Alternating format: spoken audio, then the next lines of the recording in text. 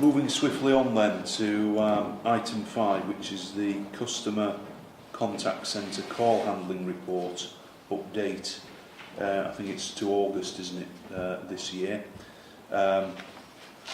This is something we regularly report on, because clearly it is something of huge public interest with regards to the timeliness or otherwise of the service they receive, whether that's through the 999 or the non-emergency 101.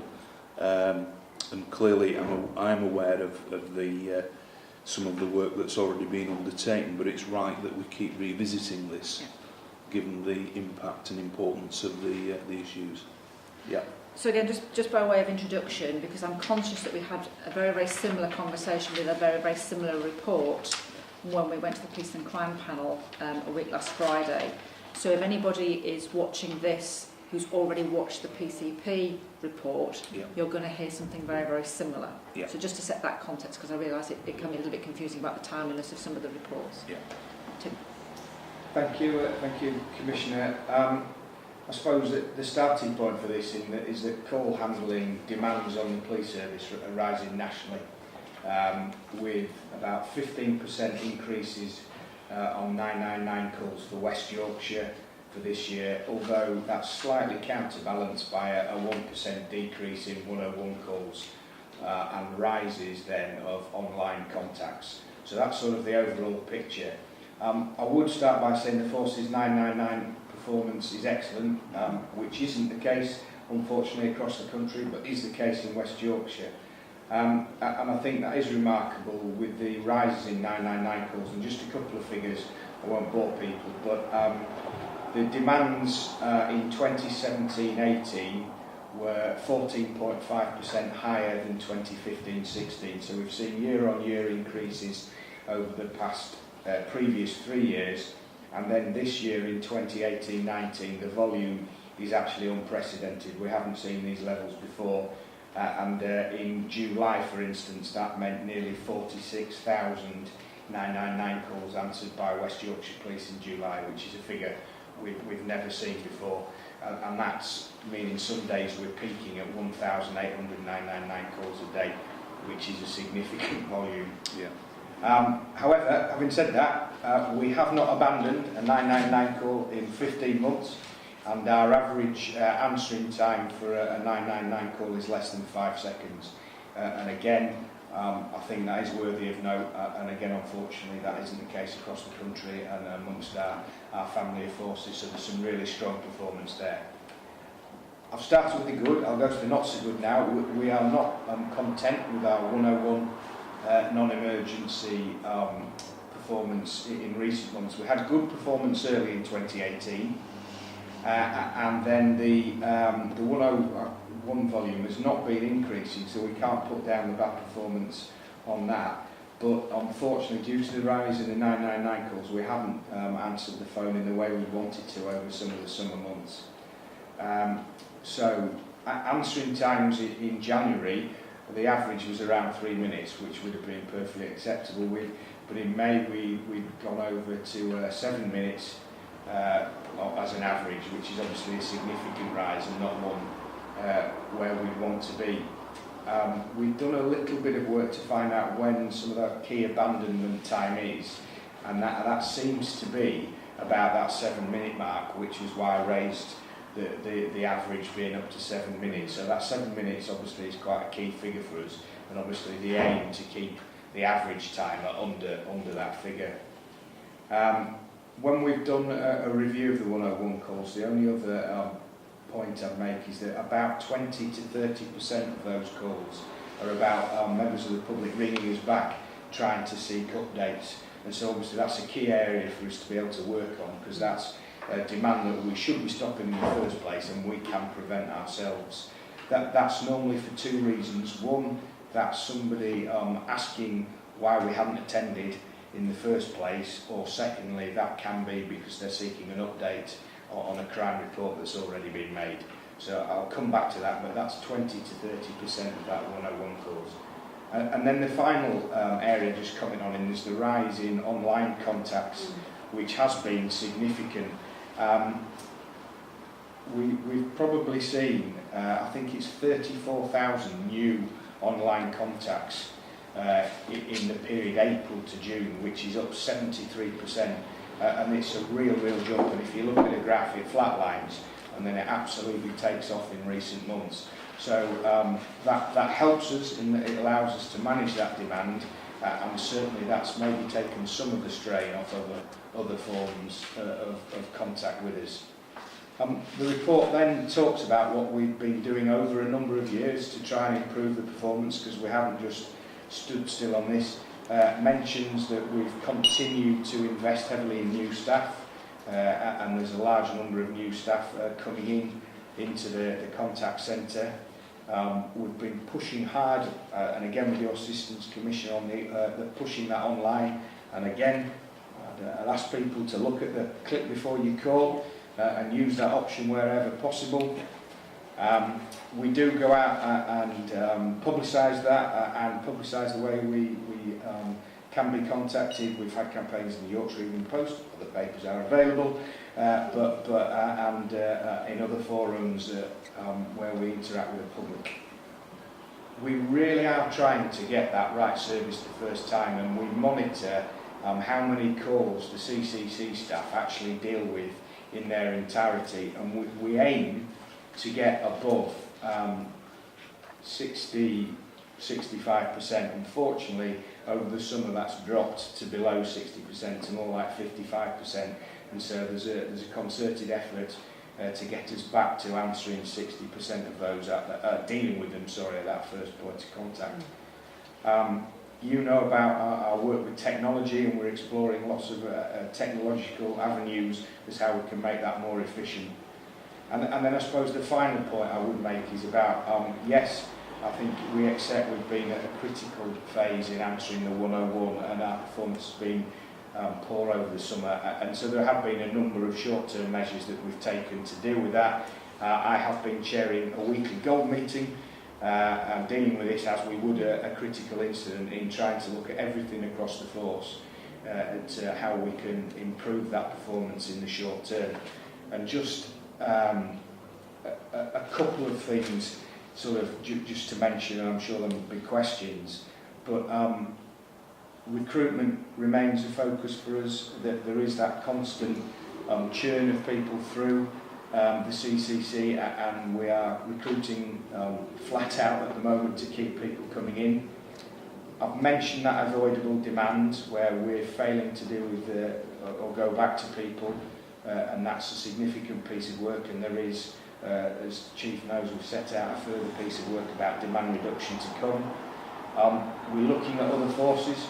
Are we missing anything that other people have got in? Tom Donohoe, the centre manager, is now chair of that contact managers forum, so he's ideally placed to look at that. I would like to just say that we're sharing more than we're getting at the minute, but that doesn't stop us looking.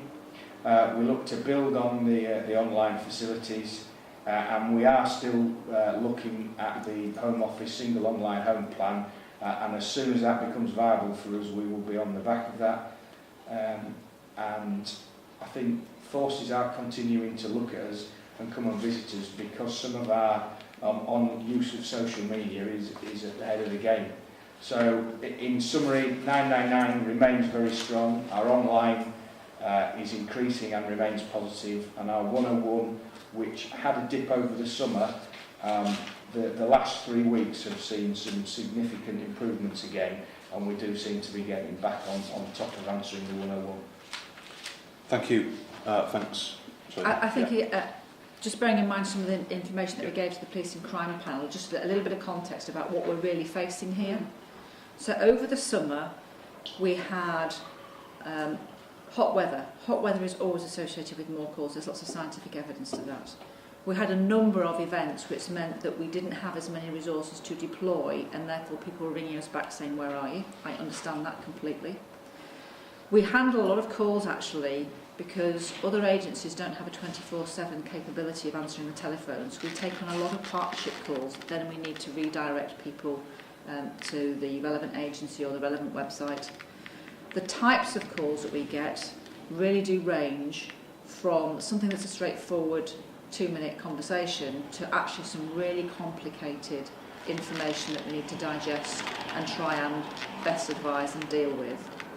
We have a number of people who repeat call us, quite often with vulnerabilities, and unfortunately are quite difficult to then best advise and best deal. And of course, quite often they then are inadvertently blocking out other callers who can't get through. And then unfortunately we do get some nuisance calls that we quite openly advertise to try and explain to people that some of the calls that we receive just aren't suitable. So that, together with a position where we're doing some restructuring within that particular field of work, has contributed, I believe, to the 101 position that we found ourselves in. So I think just that context is just helpful for people who are viewing. No, that's helpful, Dee, thank you. Thanks, Tim, for that update report. And I just want to firstly also say and recognise the excellent 999 performance. It is right to highlight that, in that no delayed, abandoned 999 calls in more than 12 months. I think we also just need to recognise that it's essentially the same staff that are dealing with both the 999s and the 101 calls, and certainly recognising all the work that's gone into that. And Tom Donahoe, as you say, as the manager with his staff, really committed, and I think we all recognise that. I certainly do, and I do try and visit and go in there and listening to some of the calls from time to time, which I will do again, hopefully, in the coming weeks. In terms of questions, I will, for obvious reasons, concentrate on the sort of 101 arena. I mean, obviously, it's good news that the average times are starting to come back down because of some of the actions that have been taken in recent weeks. However, you've talked about the 70% of those calls that are abandoned within that sort of 7-minute trigger, if you like. Do we know the percentage of those that are abandoned, but they're not, that go into the online reporting, for example? Unfortunately, we haven't got the means of dragging that data out and so being actually able to say there's a direct causal link between the two. But if you look at the rise in online reporting, it coincides with the problems with the 101. So anecdotally, I would say yes, people are, but I can't give you any hard facts and figures to prove that. I think the other impact that will help is that, as we've identified it is at this 6 to 7 minute period, we are looking to put on the IVR system a message at about 4 to 5 minutes to say, if you can, just hold on, it won't be much longer, and to hopefully stop people abandoning and then re-ringing, because again, I'd reiterate, if you abandon and re-ring, you go right back to the beginning again. And so hopefully that will A, mean that we answer the calls, and B, reduce that abandonment rate. But I can't give you a direct Mrs. A rang, dropped the phone and then went online. Okay, and just added to that, so there's a 15p flat rate charge as well, isn't there, for every call that's made?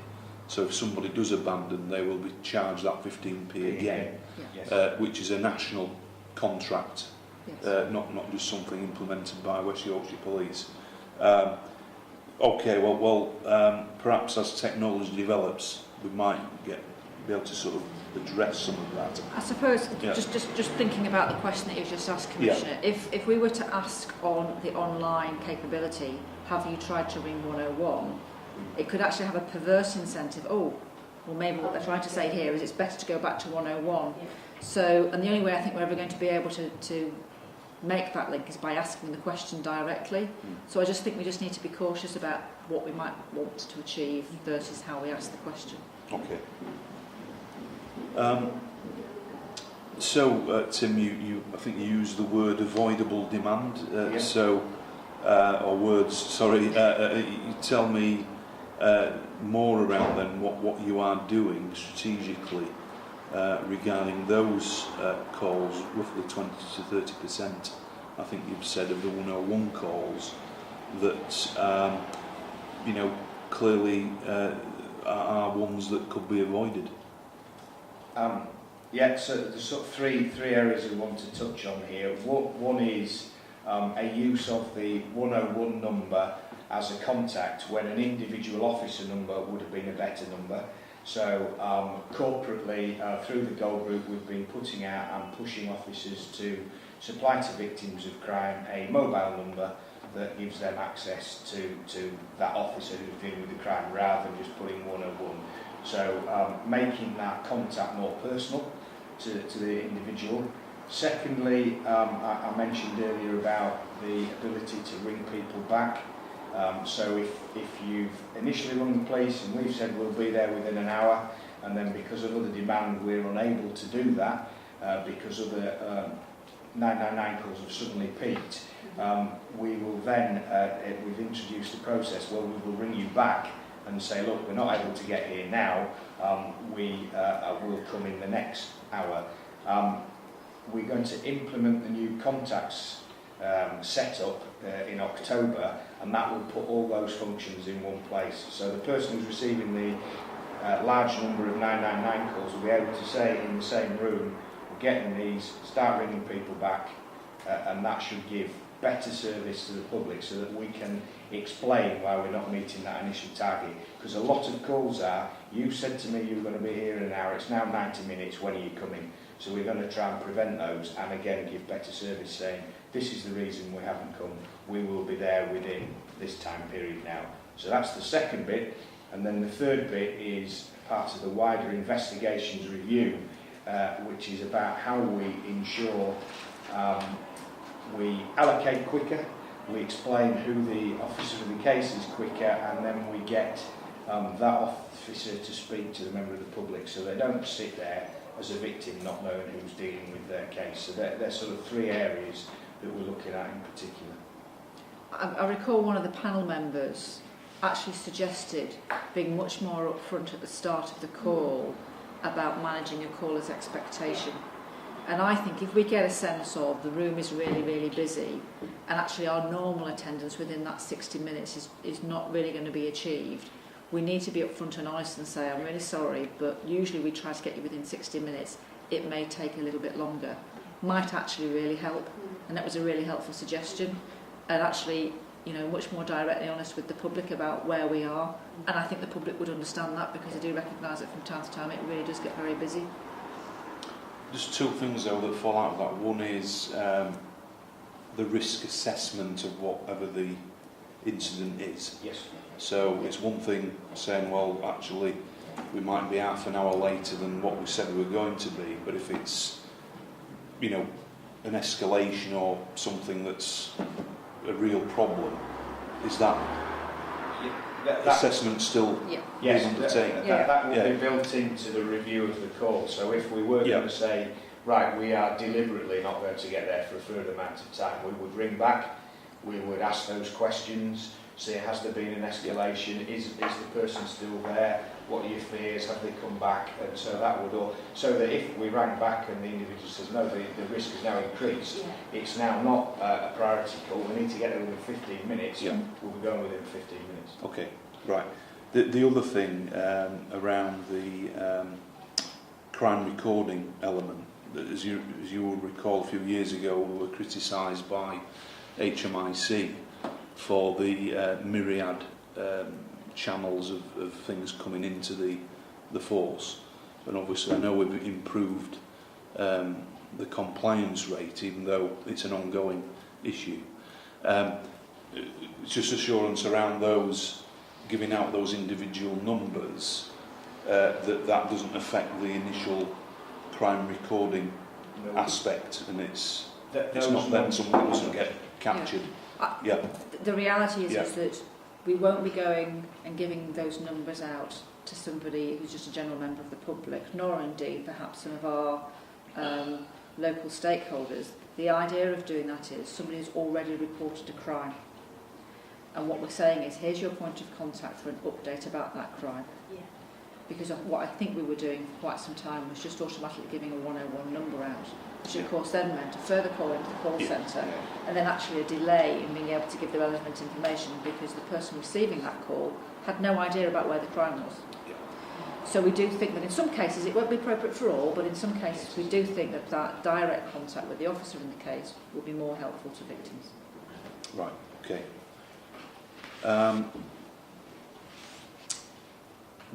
Could you just tell me what the ongoing impact is of the Force Crime Management Unit? This is the team that were established to try and assist with managing the demand within the centre. Yeah, so I've already talked about the new contact setup. So later on in October, there will be 3 parts to the contact world. There will be the customer contact centre who answer the phone. There will be the people that actually dispatch and send officers to deal with those calls. And then there is the Force Crime Management Unit that actually deals with the process of dealing with those crimes. They will all sit in the one place, so they'll all be able to work together to better handle this. At the moment, they take about 185 crimes a day direct from the customer contact centre, so that's obviously saving them time and allowing them to answer other calls and get to those other calls quickly. Sometimes the CCC are only able to do a very initial triage and a very quick thing with that call, and then they will pass that on, those calls on to the Force Crime Management Unit. So again, they can take some of the demand there. The Force Crime Management Unit then have a prime role in allocating the crimes out for investigation, and so it's key that they don't lose focus on that, and that we're able to look at serious and priority crimes and get those allocated quickly out to the public, and that's aimed to be within 24 hours. Sometimes on the lower priority crimes, and I know that may not feel that to the victim, but on sometimes that allocation process takes a bit longer. But again, they are taking away that work initially from the CCC and getting those crimes out to officers more quickly. So are they, sort of adding real value still then? Yes, so if you think about it, part of it is there are a team of officers and staff who have more understanding and knowledge of how to handle a crime report. They actually conduct an initial investigation, really, over the telephone, asking the victim exactly what's happened, what other evidence is available, what inquiries might they have already made themselves, so that we can then actually determine whether or not there are further lines of inquiry, so sending an officer, a member of staff to go and actually do some further follow-up, or indeed if we have to deal with it in a different way. So the value that they add is that they can ensure in very, very quick time that those who urgently need their crimes allocating, that happens. What kind of resource might need to then be followed up? So, for example, does that crime also need to be attended by a scenes of crime officer, for example? So that we can make sure that the right resource from the right area is sent to go and deal with that particular matter. And that sometimes can include somebody from a local team, a local neighbourhood team, perhaps if it's a repeat caller and it's something that's happening very, very locally.